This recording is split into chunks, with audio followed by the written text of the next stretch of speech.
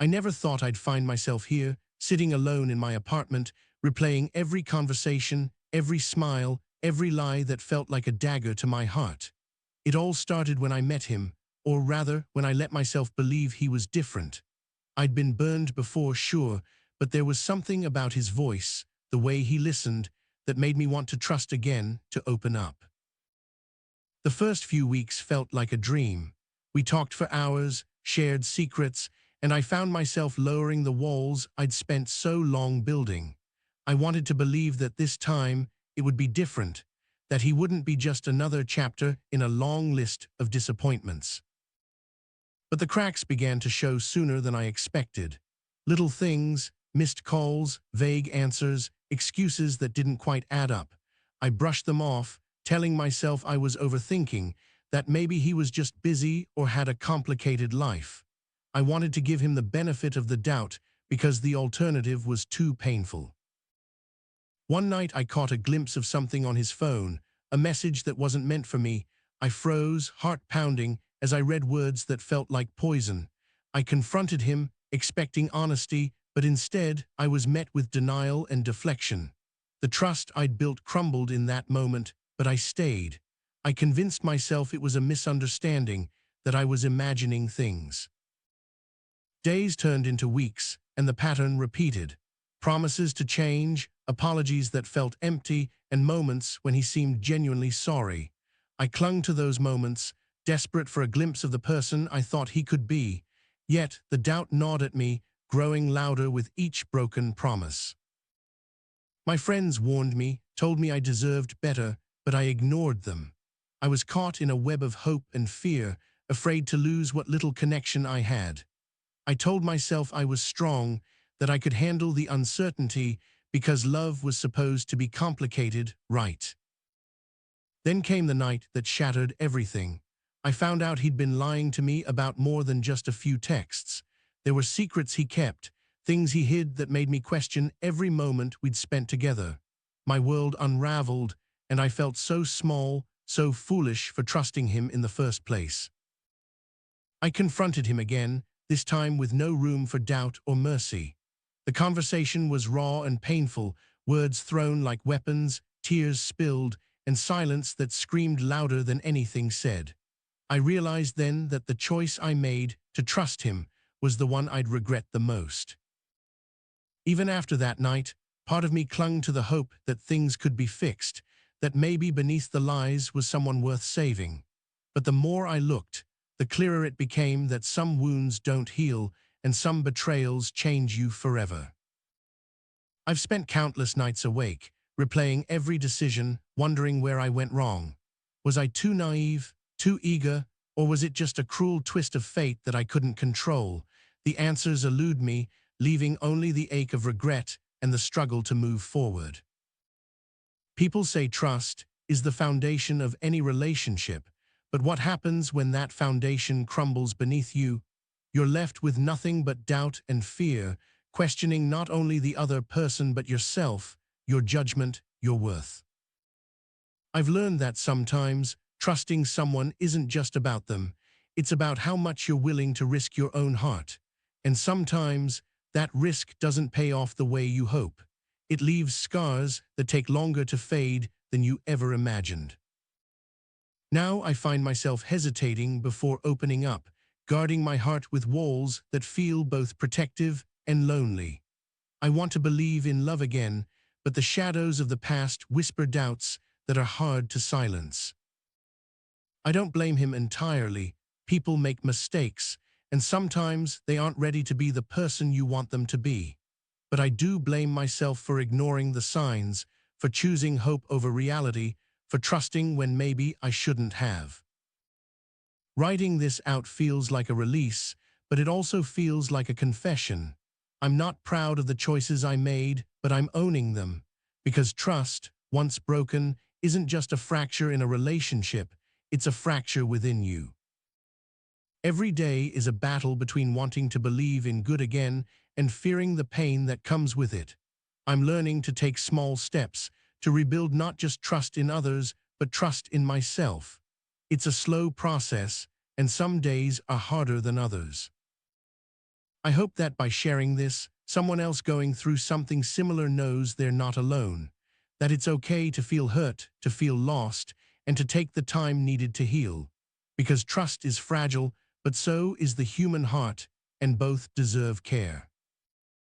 I'm still navigating the aftermath, unsure of where this path will lead. But I'm determined to keep moving forward, even if it means carrying the lessons and the scars with me. Because in the end, choosing to trust is a choice we make again and again, even when it's terrifying. So here I am, telling my story not because I have answers, but because I have questions. Questions about how to forgive, how to let go, and how to open my heart without fear. And maybe, just maybe, in voicing those questions, I'll find a way to heal. The hardest part isn't the betrayal itself. It's learning to trust myself again, to believe that I deserve honesty and respect. It's a lesson I'm still learning, one painful step at a time, but I know it's one I have to face head-on. I guess the biggest regret isn't that I trusted him, but that I lost sight of my own worth while doing it, that I let my hope blind me to the truth, and in doing so, nearly lost myself. It's a painful realization, but an important one. Every time I catch myself doubting, I remind myself that trust is a gift, not a guarantee. And sometimes, the people we trust aren't ready to receive that gift the way we hope. That doesn't mean we stop giving it, it just means we learn to be more careful about who we give it to. So here's to the mistakes that teach us, the pain that shapes us, and the hope that keeps us moving forward, even when the future feels uncertain. Because in the end, trust is about courage, the courage to believe again, even after the fall. I don't know what tomorrow holds, but I do know that I'm stronger than I was before. Not because I never got hurt, but because I'm still here, still trying, still hoping. And maybe that's enough for now. If you're reading this and feeling the weight of broken trust, know that it's okay to feel lost. It's okay to question everything. And it's okay to take the time you need to pick up the pieces and find peace again, because you're not alone and healing is possible. Trust issues don't define me, but they are a part of my story, a story still unfolding. And while I regret the choices that led me here, I'm not letting those regrets keep me from moving forward, even if the path is uncertain and the wounds are still raw. Sometimes the hardest choices are the ones that teach us the most.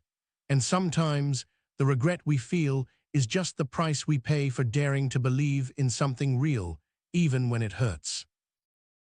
So I'm here, still learning, still growing, still trying to trust, not just others, but myself. Because if there's one thing I've realized, it's that self-trust is the foundation everything else is built on, and that's a lesson I'm determined to carry with me. There are moments when the pain feels overwhelming, when the memories flood back and the doubts creep in. But I remind myself that those moments don't define me, they teach me resilience and remind me of my strength. I don't have all the answers, and maybe I never will. But sharing this story is part of my journey, part of how I make sense of the chaos and find a way back to hope, one day at a time. Trust issues aren't easy to overcome, especially when they stem from someone you cared about deeply. But I'm trying to believe that healing is possible, and that trust, fragile as it is, can be rebuilt with time, patience, and self-love. It's hard to admit that I made a choice I regret, but it feels even harder to live with the silence and the secrets.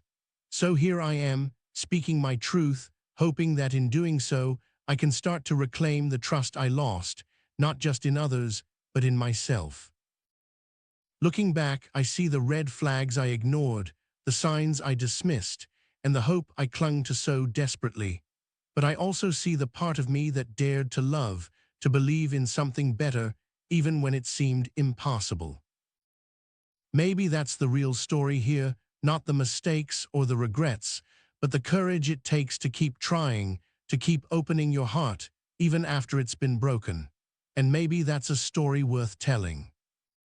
So I'm sharing this with you, not for sympathy or pity, but because I know there are others out there feeling the same pain, the same confusion. And maybe, by telling my story, we can find some comfort in knowing we're not alone. Trust is complicated, it's fragile, it's sometimes the hardest thing to give and the hardest thing to lose. But it's also the foundation of connection, and without it, we're adrift in a sea of doubt and loneliness. I don't pretend to have all the solutions, but I know that every day I choose to face the pain, to confront the fear, and to keep believing in something better is a day I win a little more of myself back. This story isn't over. The choice I regret still echoes in my mind, but it doesn't control me. I'm learning to live with the past while still reaching for the future, no matter how uncertain it feels. There's a strange kind of strength in vulnerability, I've found. It's scary to admit when you've been hurt, but it's also freeing. It's a step toward healing and toward trusting yourself again, even when it feels impossible. Sometimes I wonder what might have been if I'd listened to my instincts, if I'd walked away sooner. But dwelling on what-ifs only traps me in a cycle of pain. Instead, I try to focus on what I can learn and how I can grow from this experience. Every day is a new challenge, a new chance to rebuild trust, not just in others, but in life, love, and myself. And while the scars remain, they remind me that I survived, that I'm still fighting, still hoping. It's a strange feeling, carrying both regret and hope at the same time. Like walking a tightrope between the past and the future, trying not to fall but knowing that either way, you'll keep moving forward. I've started journaling again, pouring out all the emotions that feel too heavy to carry inside. It helps, sometimes a little, sometimes a lot. It reminds me that I'm not alone in this, that others have been here too and found their way through. I'm learning to be gentle with myself, to forgive my mistakes, and to recognize that trusting is an act of bravery, not weakness. It means risking pain, yes, but it also means opening the door to connection and love. There are still moments when I feel like shutting down, building walls higher than ever before. But then I remind myself that those walls also keep the light out, and I want to live in the light, not the shadows. I don't know when or if I'll fully heal, but I do know that I'm not giving up on myself or on the possibility of trust. It's a messy, complicated journey, but it's mine to take, one shaky step at a time. Sometimes I catch myself smiling unexpectedly, remembering a moment of kindness or a glimpse of hope. Those little moments are like lifelines, reminding me that even in the darkest times, there's still light worth reaching for. I've started reconnecting with old friends and making new ones, trying to surround myself with people who value honesty and respect.